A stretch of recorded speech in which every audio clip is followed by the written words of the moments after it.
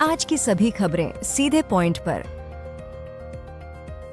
Trump ने Japan के साथ 555 अरब के समझौते को सबसे बड़ा व्यापारिक सौदा बताया, जिसमें अमेरिका को 90% मुनाफा होगा।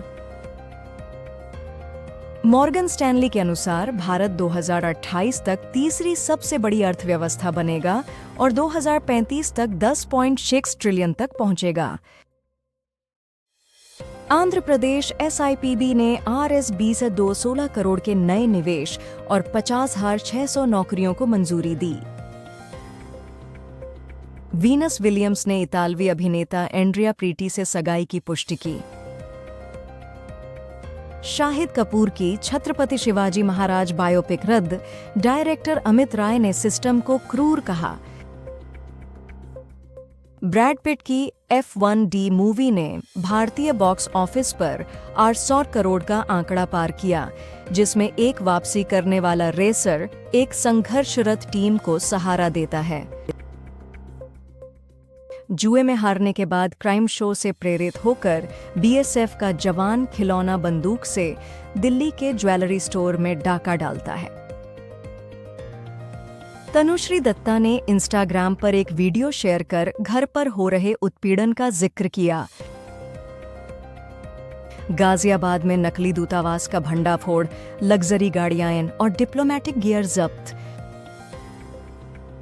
ग्वालियर शिवपुरी लिंक रोड पर तेज रफ्तार कार के टायर फटने से 4 कावड़ियों की मौत और 6 घायल हो गए।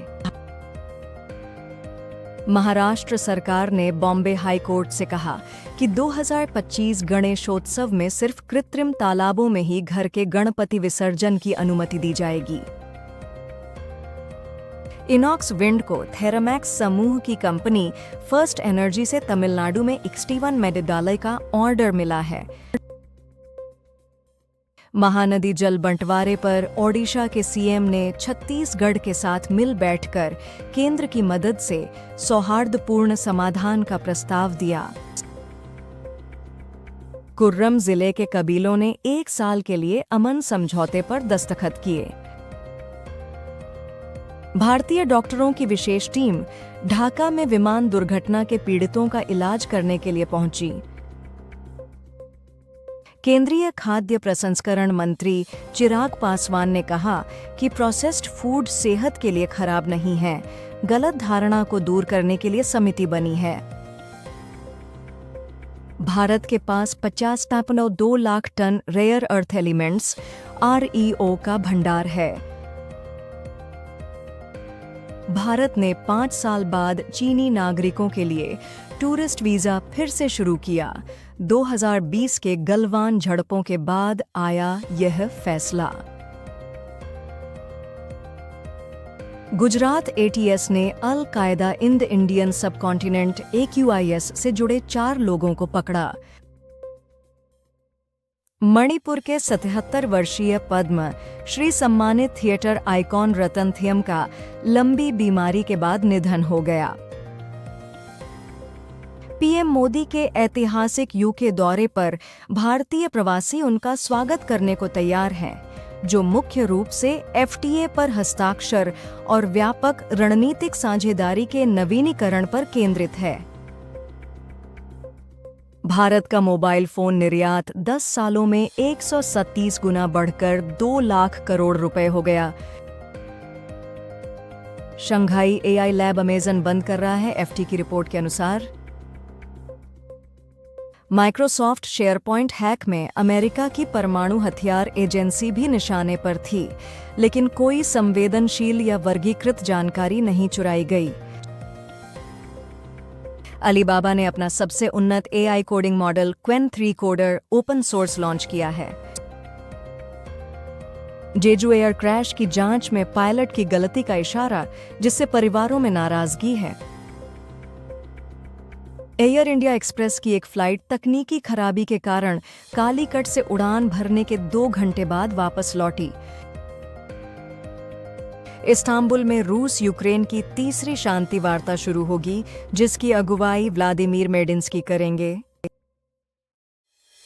सरकार ने 6 सेमीकंडक्टर मैन्युफैक्चरिंग प्रोजेक्ट्स को मंजूरी दी है, जिनसे RS1 को 65,000 करोड़ का निवेश और 37,000 से ज्यादा डायरेक्ट जॉब्स पैदा होंगी।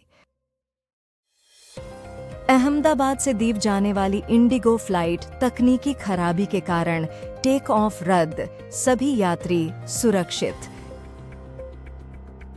भारतीय पासपोर्ट हुआ और मजबूत, अब 59 देशों में वीजा मुक्त यात्रा संभव। प्रधानमंत्री मोदी 2 दिन की ब्रिटेन यात्रा पर गुरुवार को भारत यूके FTA पर हस्ताक्षर देखेंगे। भारत ने UNSC में पाकिस्तान की कड़े शब्दों में निंदा की और शांति तथा बहुपक्षीयता के प्रति अपनी प्रतिबद्धता जताई। OnePlus ने भारत में 9,340 mAh बैटरी वाला किफायती OnePlus Pad Lite लॉन्च किया, जो 11 इंच डिस्प्ले और Helio G100 चिपसेट के साथ आता है। रेनॉल्ट ट्राइबर का फेसलिफ्ट भारत में लॉन्च हो गया है, जिसमें स्टाइल, स्पेस और फीचर्स को बेहतर बनाया गया है। भारतीय बच्चों की विश्व किशोर गोल्फ चैंपियनशिप में मेहरीन भाटिया और अर्शवंत श्रीवास्तव भारत का नेतृत्व करेंगे। बेंगलुरु के कलासिपल्या बस स्टैंड के टॉयलेट के बाहर मिले 6 जिलेटिन स्टिक्स और डेटोनेटर बम निरोधक दस्ता भेजा गया। चीन का कहना है कि ब्रह्मपुत्र पर बांध से भारत और बांग्लादेश पर असर नहीं पड़ेगा। रोजाना तेज खबरों के लिए सब्सक्राइब करें।